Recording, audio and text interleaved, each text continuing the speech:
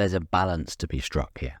Hello and welcome to Epic Flail 40k Tactics. My name's Luke, and this week I will be mostly talking about synergy and efficiency, or more specifically, synergy versus efficiency. These are key concepts in 40k. Both of these things are important when it comes to writing lists. And in this video, I'm going to break down their merits and differences to help us refine our list building. Let's get started. What are we talking about with synergy and efficiency? Synergy is making the most out of our detachment strength. Even if you're using an index still, there's going to be some synergies there. Things that work well with specific units and complement what the army rule is, the detachment abilities are better than other units. So when we're writing lists and we're thinking about how we can stack these abilities and leaning into our detachment's best features, picking the units that synergize well with each other. And efficiency is the idea that we just have some very powerful units, things that might just do a specific job incredibly well. This might be something as simple as a unit of Gretchen to stand at the back of the board and they screen out a lot of the board, point for point, or a unit of Storm Boys or any 5-man battle line unit from Genes of the Occults. They're cheap, they can deep strike in, and they score points very well. They are efficient in that way. Or maybe it's a unit of Paragon Warsuits led by Morven Vol. You often don't need to think about saving good miracle dice to try and roll well on your melter guns. If you've got so many with all the re-rolls, you're going to do some damage. The unit on its own is very potent. It doesn't need to rely on synergizing with the miracle dice mechanic. Although I do accept in this example there is the added benefit that Vol has to use the dud miracle dice. But even if we took that out of the equation, the unit on its own is very potent. Aquilans are a great example as well. That unit doesn't need to benefit from orders to be good. And when it enters play and fires its flamer out of sequence, that's not going to benefit from lethal hits because it auto hits. So there's no synergy in those respects, but what it's doing in the game is very powerful, and therefore it's just a very efficient unit at doing what it wants to do, whether it's move blocking, denying charges, or just threatening objectives at the back of the board. So we understand that synergy is where our detachment is driving how we build our list, leaning into the strengths and the buffs that our detachment is giving us to really maximize what our units can do. But there is a flip side to this. Maybe we have a detachment like Biosantic Broodsurge in GSC where the detachment is really good at close combat, but it can be really lacking in anti-tank power. Yes, Aberrants can do work with a stratagem, and there is the mining tool things which you can put a Biophagus in, but that might not be the most points efficient way of doing things. Taking a big brick of 10 Aberrants isn't without risk. You can feel really sad when you don't roll to get that unit back, for example, and it can be a little bit unwieldy to hide and maneuver around the tabletop. So if you don't want to go in that direction, or a specific direction that's relevant to your faction, then looking for efficiency outside the bounds of what our detachment is asking us to do or encouraging us to do, making sure that we have the tools to handle these sorts of things. Sticking with Biosantic Broodsurge, for example, if I'm going purely on synergy, then it is loading up on Mining Tool, Acolytes, Aberrants, a sprinkling of Abominants as well, because who doesn't love a giant hulking monster swinging around a giant hammer that looks suspiciously like a las cannon? These are all great, but they keep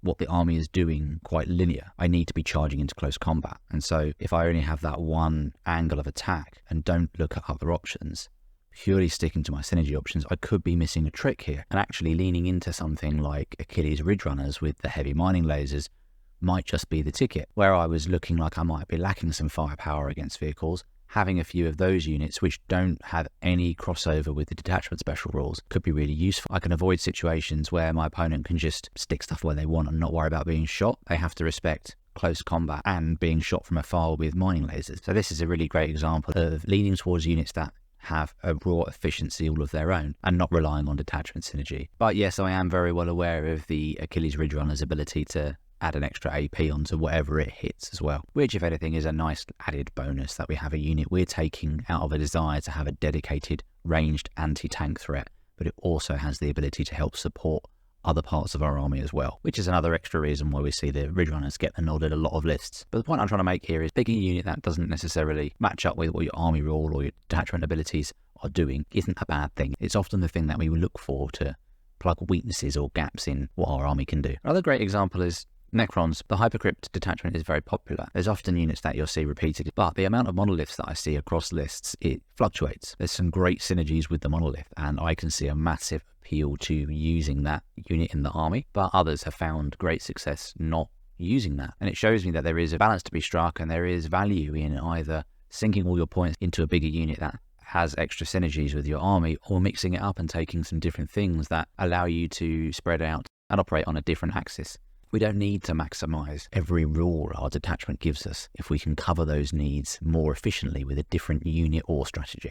Another thing to note is when we're building lists is the limits of the synergy and the efficiency of our faction. Often the best way to find balance is to test out the extremes. I personally really enjoy doing this, and very recently I took a bit of a silly list to just see what it would do and see if it actually worked. I had a great deal of fun running 30 aberrants and 30 gene stealers at people, but there were limitations with that, right? I could take all the high synergy units from the Biosantic Brood Surge to maximize that army rule, get extra attacks on all the gene stealers, all the aberrants, +1 to charge on all those units. All the stratagems are locked to those unit types, or if you have a Biophagus. And it gave me a very focused list that basically wanted to run up the board, spread out on all the objectives, deny primary points, go first probably most of the time, which seems weird in Pariah Nexus, but I wanted to be doing that and just to be taking the fight to my opponent as quickly as possible to get those rolls to come back happening and maximize the chances of that going off on turn 1 or 2 and getting a 4 up instead of having to chance it on a 5 up. But it did struggle with mission flexibility, and after an initial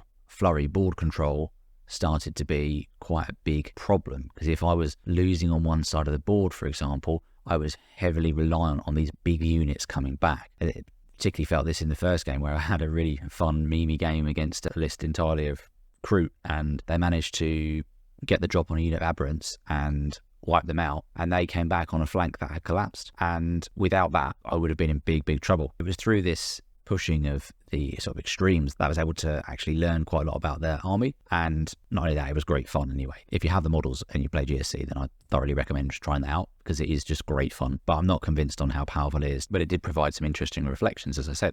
And on the flip side, we could go for something that just looks at raw power on data sheets, ignoring the detachment rules entirely and just cherry picking the best things available, units that bring the best value for points, not really thinking about how they interact with the army rules or the detachment abilities. And in these scenarios, you might have a list that can score and hold objectives better, but it might be missing something, some punch or some output. We could be hamstringing ourselves in an entirely different way. And a really silly example would be if we took Biosantic Brood Surge detachment, for example, and only took one unit of Gene Stealers and no aberrants, no Biophagus. So you got a unit that can benefit from the rules, but the rest of the army doesn't really interact with it at all. That would be a really inefficient thing to do, even though we're taking units that appear efficient on the data sheets. But testing these extremes lets us figure out what trade-offs might make sense. So we're not just relying on our detachment's power or flavour, but we're also accounting for efficiencies to cover the mission-specific and opponent-specific problems that we're going to come across. If you're enjoying this video so far, then have a little look at Epic Flail HQ. I regularly post members-only content. Oftentimes there'll be extensions of the topics that I'm talking about each week. So if you're getting value out of these tactical conversations, check out our membership offer for $2.99 a month, which will unlock even more of that tactical content for you. And not only that, you get access to our Discord, as well as it being the place where you can check out UK TC coverage. So if you haven't become a member yet, check out Epic Flail HQ. For $2.99 a month, you get an awful lot of value.